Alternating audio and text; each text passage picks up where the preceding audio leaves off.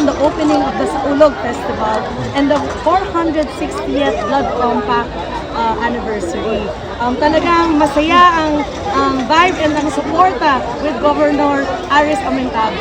So I'm very excited to be here and many more fiestas and programs that One Pacman has for the sports and youth development of Tagbilaran and ang buong Bohol. Daghang salamat po sa lahat. Kumusta po ang pag-iikot natin sa Bohol? Opo, umiikot po tayo. Bukas yan sa 3 isla yung pupuntahan ko. At today we were in Cortez as well. Mga senior citizens naman.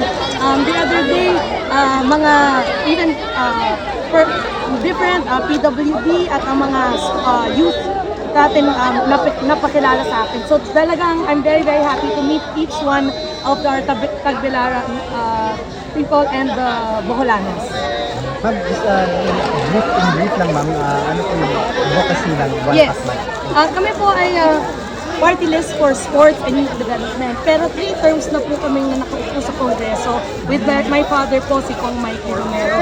Ako po ang susunod na itutuloy po natin ang mga advokasya, isusulong natin ang mga kababaihan, ang kalusugan at kabuhayan po. So job generation ang pillar po ng One Pacman Party this year.